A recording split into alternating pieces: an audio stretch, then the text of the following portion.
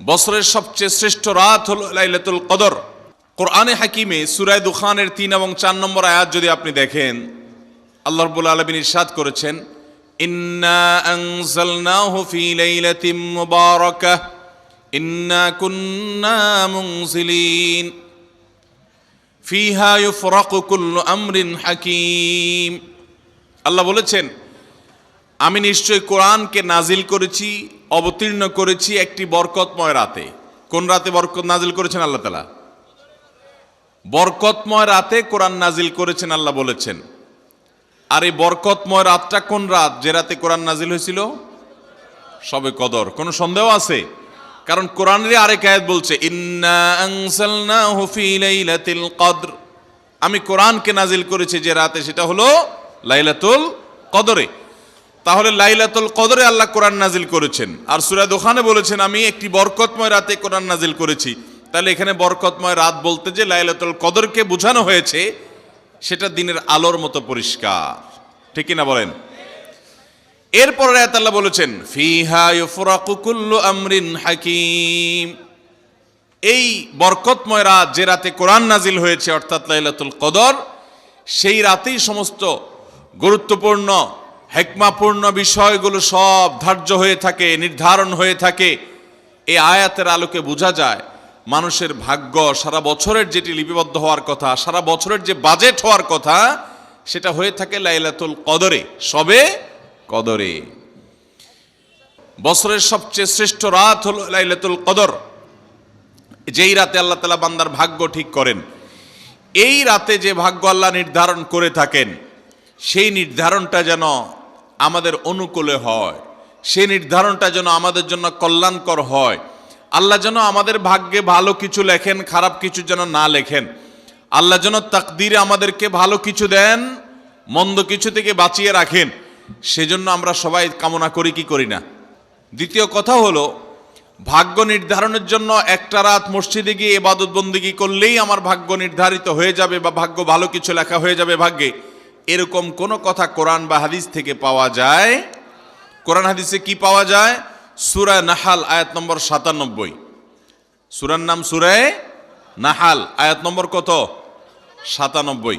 আল্লাহ রাব্বুল আলামিন ইরশাদ করেছেন, মান আমিলা সালিহাম মিনকুম মান আমিলা সালিহাম মিন যাকারিন আও উনসা ওয়া হুয়া মুমিন, পুরুষ হোক আর নারী হোক, যে কোনো ব্যক্তি যদি ঈমানদার অবস্থায় ভালো কাজ করে, পুরুষ হোক কিংবা মহিলা, যে কেউ যদি ভালো কাজ খুঁটে খুঁটে খুঁটে নেক আমল করে, ভালো ভালো নেক কাজ, কোরআন হাদিসে নির্দেশিত কাজ, আল্লাহ যা করতে বলেছেন, রাসূল সাল্লাল্লাহু আলাইহি ওয়াসাল্লাম যা করতে বলেছেন, যদি সে কাজগুলো করে, এমত অবস্থায় করে যে সে ঈমানদার, অর্থাৎ ঈমান থাকতে হবে, ঈমান আছে এই অবস্থায় যদি নেক আমল করে, তাহলে কি হবে? আল্লাহ বলেছেন, ফালানুহাইয়ান্নাহু হায়াতান তাইয়্যিবাহ, তাহলে সেই পুরুষ সে নারীকে আমি পবিত্র জীবন দান করব। কি জীবন দান করবেন বলছেন আল্লাহ? পবিত্র জীবন দান করবেন। এই পবিত্র জীবনে মানুষ সুখী থাকবে, এই পবিত্র জীবনে মানুষ সমৃদ্ধ থাকবে, এই পবিত্র জীবনে মানুষ ভালো থাকবে, নেক থাকবে। ওয়ালানাজজিয়ান্নাহুম আজরাহুম বিআহসানি মা কানু ইয়ামালুন, এবং এই ঈমানদার নারী পুরুষরা যদি নেক আমল করে, ভালো কাজ করে যদি সব সময়, তাহলে সেক্ষেত্রে আল্লাহ বলেছেন তারা যে ভালো কাজ করেছে ওইটার সবচেয়ে উত্তম বিনিময় আমি তাদেরকে দান করব। তাহলে এই আয়াত থেকে প্রমাণ হয়, যদি কেউ ঈমান আনার পর নেকামল করতে থাকে, নেকামল করতে থাকে, একদিনের নেকামল নয়, এক রাতের নেকামল নয়, সারা বছর জুড়ে সারা জীবন ধরে ভালো কাজ করার চেষ্টা যদি কেউ করে, আল্লাহ তাআলা তাকে পবিত্র জীবন দিবেন, সৌভাগ্যবান মানুষের জীবন দিবেন, সুখী মানুষের জীবন দিবেন। এখান থেকে বোঝা যায় কি, ভাগ্য নির্ধারণের জন্য এক রাত আমল করতে হবে নাকি সারা বছর? সূরা আরাফ আয়াত নম্বর 96, সূরা আরাফ আয়াত নম্বর কত? 96। আল্লাহ বলেছেন, ওয়ালাউ আন্না আহলাল কুরা আমানু ওয়াত্তাকাউ, যদি কোন জনপদের লোকেরা ঈমান আনে আর তাকওয়া অবলম্বন করে। তাকওয়া কি?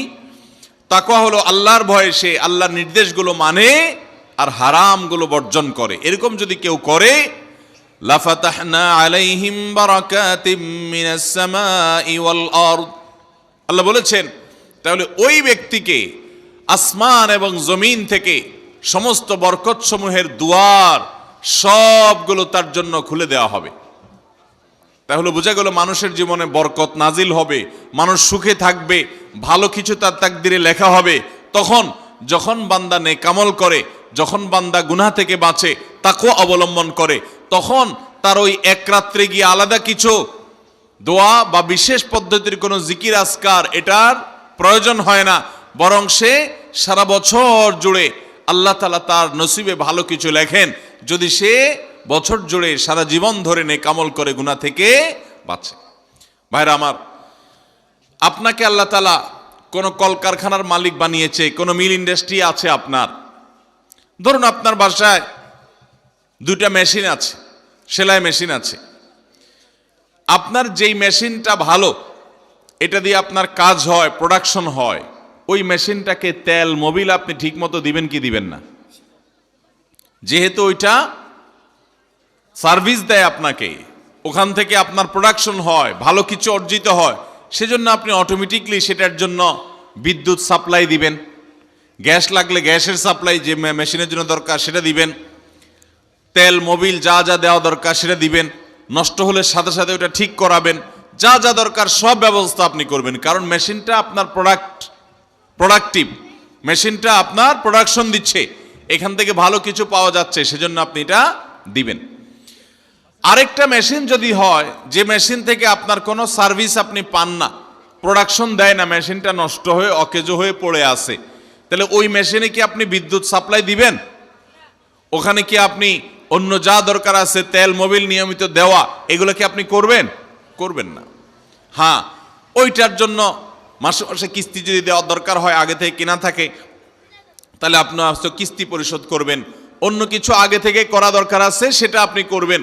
আল্লাহ রাব্বুল আলামিন ঠিক একইভাবে তার যে বান্দারা তার অনুগত থাকে, তাকওয়া অবলম্বন করে, হারাম থেকে বাঁচে, গুনাহ থেকে বাঁচে, ফরজ কাজগুলো করে, আল্লাহ তাআলা তার সেই বান্দাদের জন্য ভালো কিছু তাদের তাকদীরে লিপিবদ্ধ করেন, তাদের জন্য নসিবে ভালো কিছু রাখেন, তাদেরকে সুখের জীবন দান করেন, সৌভাগ্য দান করেন, আল্লাহ তাআলা প্রকৃত প্রশান্তি মনের সেটা দান করেন আল্লাহর ঈমানদার এবং নেককার বান্দাদেরকে, আমলে সালেহ কর্মওয়ালা বান্দাদেরকে, মুত্তাকি পরহেজগার বান্দাদেরকে।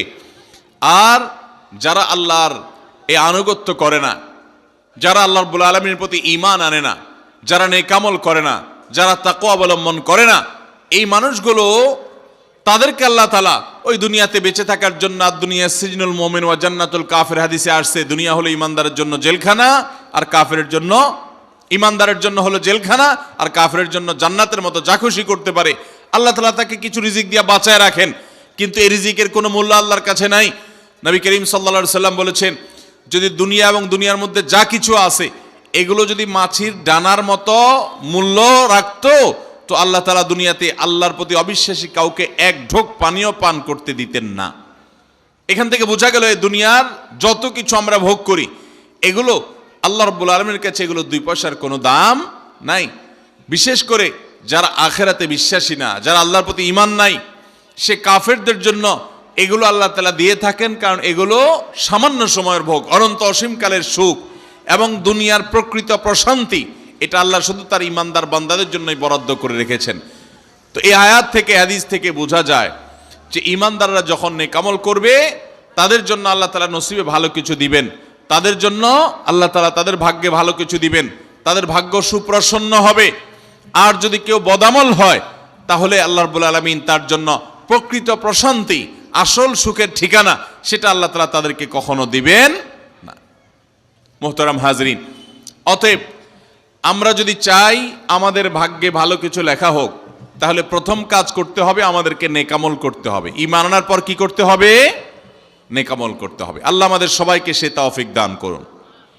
ঈমান আনার পর ভালো কাজ করতে হবে, নেকামল করতে হবে। আমরা যদি ঈমান আনার পর নেকামল করি, ভালো কাজে লিপ্ত হই, তাকওয়া চর্চা করি, তাহলে আল্লাহ রাব্বুল আলামিন আমাদের ভাগ্যে ভালো কিছু রাখবেন।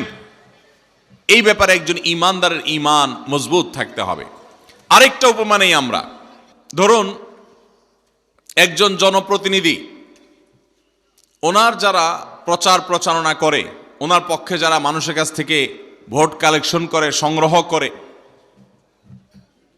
এই জনপ্রতিনিধির কাছে যদি কোনো রিলিফের মাল আসে, সরকারি চাল ডাল ইত্যাদি এসব যদি আসে, তিনি তার এলাকার মানুষদেরকে, ভোটারদেরকে, জনগণ তাদেরকে তিনি, যারা অভাবী, যারা এটার হকদার, তাদেরকে দিবেন, এটা তার দায়িত্ব কর্তব্য থাকে। যদি তার কোনো আগে থেকে তার দলের কোনো কর্মী থাকে, নির্বাচনের সময় তার অনুগত কোনো মানুষ থাকে যে তার পক্ষে কাজ করছে অনেক বেশি, তো এই লোকটার যদি রিলিফের দরকার হয়, সে কি ওই চেয়ারম্যান সাহেবের কাছে আর জনপ্রতিনিধির কাছে ধর্ণা দিয়ে আলাদা পিছনে আপনার লাইন ধরে ঘুরতে হবে? তার অটোমেটিক তাকে দেয়া হবে, কারণ সে আগে থেকেই তার লোক। অতএব অন্য 10 জন যদি পায়, এই লোক বরং তারও আগে পাবে। ঠিক একইভাবে যে সারা বছর জুড়ে নেকামল করে, তাকওয়া অবলম্বন করে, গুনাহ থেকে বাঁচে, আল্লাহর আনুগত্য করে, আল্লাহর আদেশ নিষেধগুলো মেনে চলে, 5 ওয়াক্ত নামাজ পড়ে, হালাল হারাম বাজ বিচার করে চলে, আল্লাহর ভয় অন্তরে লালন করে, ওই আল্লাহর বান্দাকে আল্লাহ যখন ভাগ্য লিপিবদ্ধ করবেন, আল্লাহ যখন বাজেট ঘোষণা করবেন, তখন আল্লাহ তাআলা তার সে ইমানদার, সে মুত্তাকি বান্দার জন্য বাজেট রাখবেন ভালো, এটা তো বলার অপেক্ষা রাখে? অতএব ভাগ্য সুপ্রসন্ন হওয়ার জন্য, ভাগ্যে ভালো কিছু লেখা হওয়ার জন্য এক রাতের ইবাদত নয়, এই সমস্ত আয়াত হাদিস উপমা থেকে আমরা বুঝাবার চেষ্টা করছি যে আমাদেরকে করতে হবে সারা বছর জুড়ে ভালো কাজের চর্চা, নেকামলের চর্চা। তাহলে আমরা নেকামলের মাধ্যমে আল্লাহ রাব্বুল আলামিনের কাছ থেকে ভালো কিছুর ফয়সালা পাবো ইনশাআল্লাহ। মুহতারাম হাজিরিন, আমরা